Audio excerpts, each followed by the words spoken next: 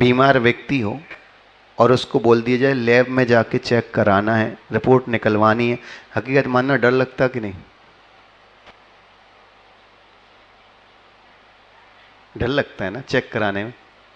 बस यही याद रखो, चातुर्मास भी लेबोरेटरी है, भगवान महावीर तुम्हारे डॉक्टर हैं, हम लोग तो केवल चेक करने आए। यहाँ अगर डर गए तो विश्वास रखना बीमारी का पता ही नहीं चलेगा, और बीमारी का जब तक पता नहीं चलेगा जब तक ठीक होने वाली।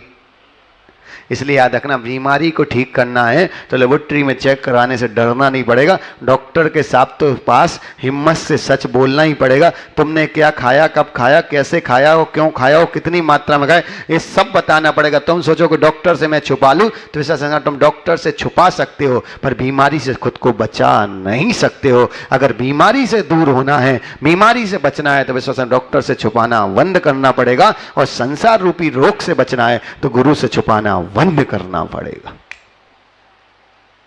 हाँ, गुरु से छुपा लिया। चातुर्मास में विश्वास रखना, जैसे डॉक्टर के पास जाने के बाद बीमारी का पता चल जाता है, उसी तरह याद रखना चातुर्मास का यही उपकार होता है कि चातुर्मास में हमें संसार में किस कारण से फंसा हूं उस बीमारी का पता चल जाता है। आप कल्पना करके देखो कि तीर्थंकर तुल्य अगर परमात्मा भी मिल जाए तो हमारा देने के लिए हाथ मुट्ठी पीछे और जड़ाती है। बीमारी पाप के उदय से आती है, अगर तूने सेवा और परोपकार किया होता, पाप का उदय कट गया होता, डॉक्टर को देने की जरूरत ही नहीं पड़ती। हाँ, विश्वास होना चाहिए, श्रद्धा होना चाहिए, ये चेक करना पड़ेगा, ये चैलेंज एक्सेप्ट करना पड़ेगा तुम्हें। पर विश्वास रखना, इसकी ताकत नहीं आती बाबू, इसकी ताकत नहीं आती। डॉक्टर साहब, जन्म के समय जैसा मजबूत शरीर था वैसा ही शरीर, वैसी स्वस्थ शरीर है क्या? है किसी का? जैसा आपका बचपन में जन्म के समय शरीर था वैसा ही स्वस्थ है ना?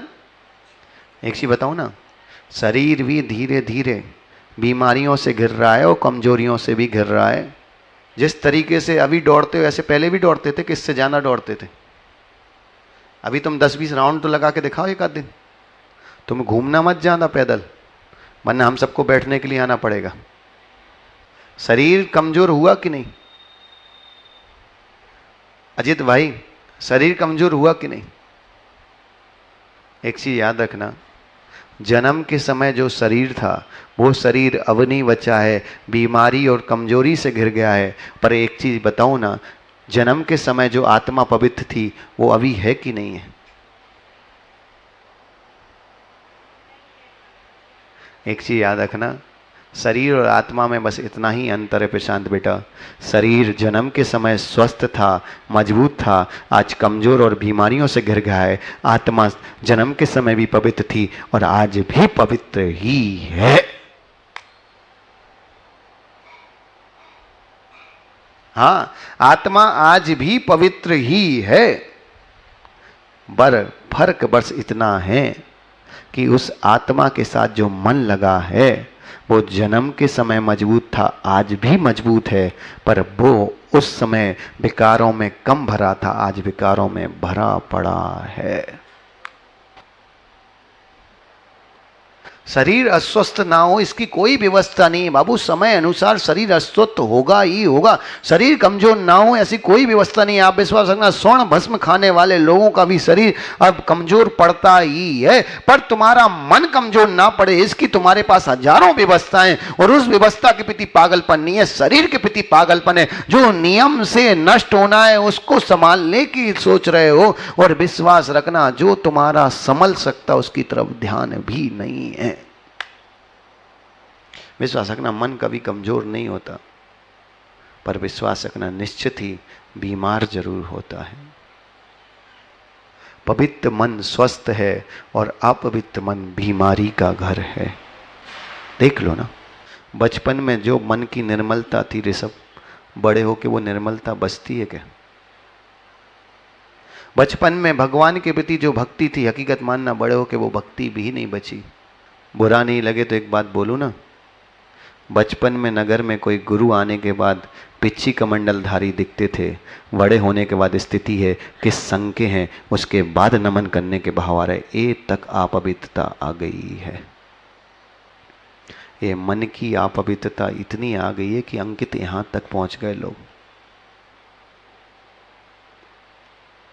बचपन में अंकित बेटा किसी का बालक किसी भी गुरु के पास में खड़ा हुआ दिखता था, व्यक्ति देख के मुस्कुराता था। आज बड़ा हो जाए और दूसरा व्यक्ति उसको तुरंत बोलता, भाई उन महाराज के पास नहीं जाना, उनकी चर्या ठीक नहीं है। बचपन में कोई चर्या नहीं दिखती थी, पीछे कमंडल दिखता था। आज चर्या और चारित्र भी तुम्हें दिखने लगा, वो भी दूसरे का।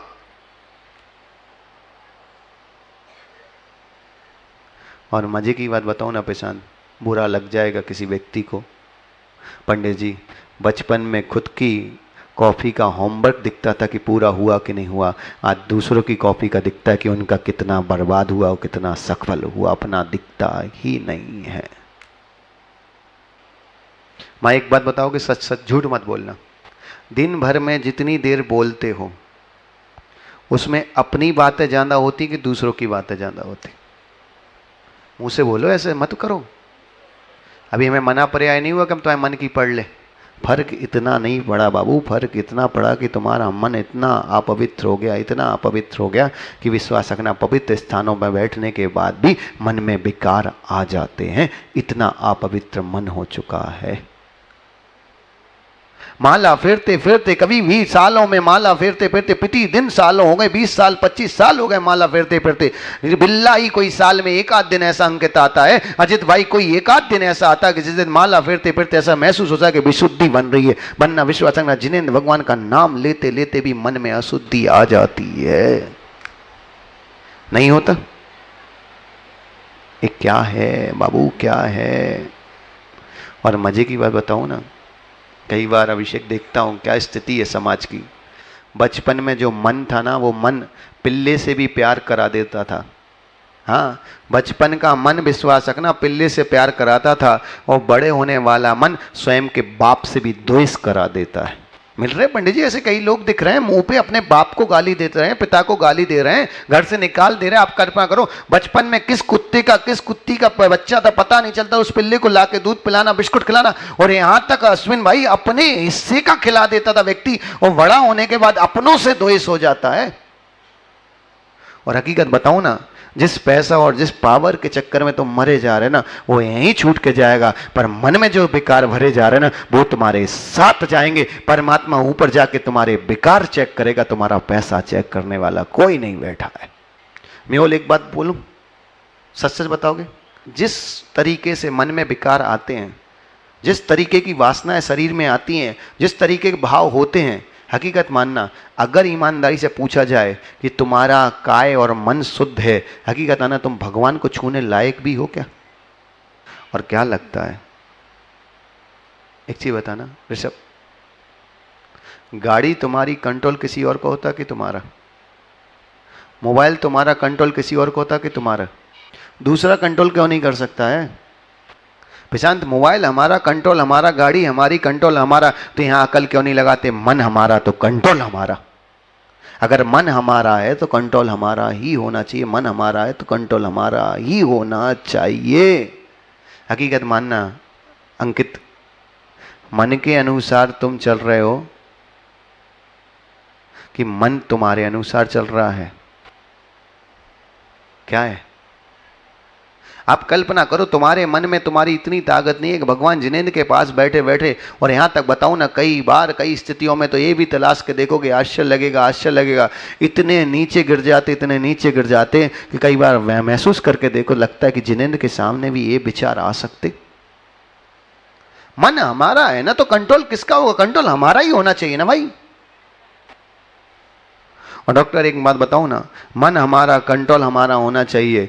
एक बात बताऊं ना, इतना कंट्रोल खराब हो गया कि हमने भगवान को भी ठगना शुरू कर दिया है।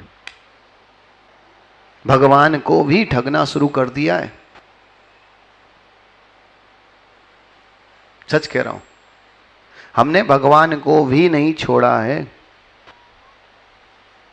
डॉक्टर आजाद, एक बात बताना, अगर मान लो दोपहर में 12 बजे जिनेंद्र भगवान के दर्शन करने गए, ठीक है, पूरा मंदिर खाली, पूरा मंदिर मां खाली है, ठीक है, जेब में हाथ डाला, 2 100 के नोट निकले, एक एकदम चमचमाता और एक बिल्कुल गल गया है। मंदिर की गुल्लक के लिए कौन सा है?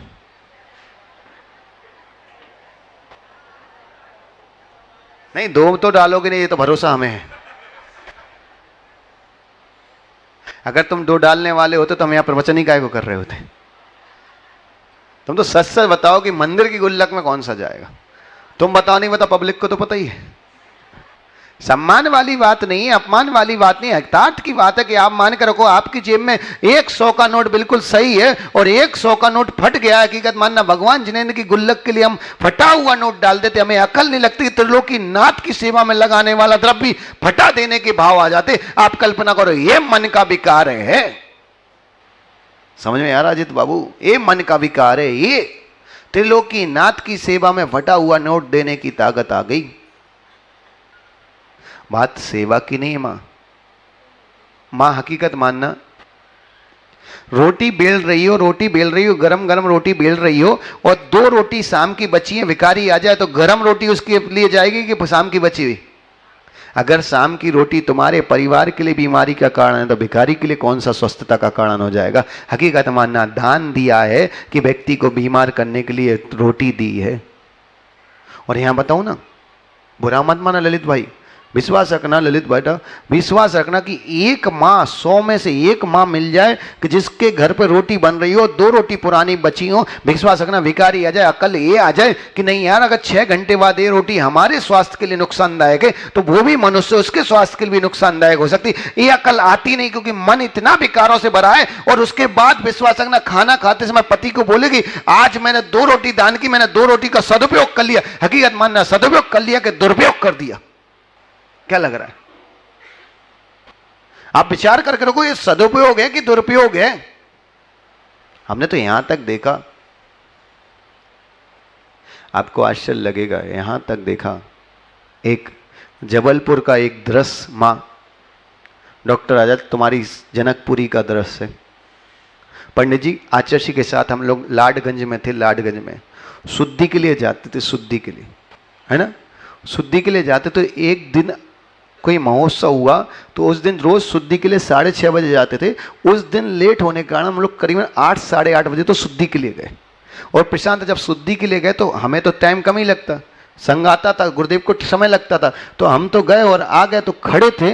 डॉक्टर, तुम आश्चर्य करोगे, एक दृश्य देखा, एक भिखारी, क्या, एक भिखारी भीख मांग रहा है ना। तो एक व्यक्ति ने उसको करीबन 2-3 रोटी और थोड़ी सी सब्जी जो भी बची हो वो उसको भीख में दी। तो उसने उससे पूछा, सामने वो घर था और इधर हम लोग गार्डन के इधर शुद्धि के लिए बनाया था एक गार्डन में। अब आप आश्चर्य करोगे प्रशांत, वो दृश्य आंखों से आज तक याद है। करीबन आप जो समझ लो कि करीबन हम तुम्हें बात बता रहे ना तो ये 2016 या 15 की बता रहे, ठीक है ना। अब आप कल्पना करना, 10 साल पुराना 10 निकला ना, जो भी निकला, जितनी देर खाया, उसने सबसे बोला कि खा लो। तब लगा ये ताकत कि मिला ही कितना है, उसमें भी देने की ताकत एक भिखारी में आ सकती है, तो हम में क्यों नहीं आ सकती है? हम में क्यों नहीं आ सकती है? जो भी हमें मिल रहा है बाबू, जो भी हमें मिल रहा है, हकीकत बताना, जितना भी हमें मिल रहा है वो सब कुछ बुद्धि से मिल रहा है कि पुण्य से मिल रहा है, बस इतना सहज। राकेश, हकीकत मानना, पंखिल, दोनों बताना कि जो कुछ भी मिल रहा है वो बुद्धि से मिल रहा है कि पुण्य से मिल रहा है। हकीकत मानना तो हम बता रहे, एक काम करो, इससे 1 लाख रुपए की राशि लेना और एक चतुर्मास में प्रशांत कुछ मत करना, कमरे में लाना और इससे 1 लाख रुपए में हमारे पास पिक्चर करो। कोई फोटो नहीं, कोई वीडियो नहीं, किसी को मत बताना। पूछ लो कौन सी तारीख बुक करेगा। नहीं, आदेश नहीं, आदेश पे तो हम 10 करोड़ खड़ा कर दें। आप ये विश्वास रखो, आदेश नहीं है, भावना की बात है। बात आकाश तुम्हारी नहीं, सबके मन की बात है कि मन की कटुलता क्या है। ये मन की कटुलता है। देने के बाद विश्वास रखना, डॉक्टर साहब कितने तुमने ऐसे लोग देखे हैं जिनने 11-11 हजार रुपए की किसी चीज के लिए राशि लिखवाई है और नाम बोलते समय नाम छूट जाए तो व्यक्ति बोल देता हमारा नाम नहीं लिया गया, हम पैसा देंगे ही नहीं। आप कल्पना करो, जब भगवान की कृपा से मिला, नाम की जरूरत ही क्या थी?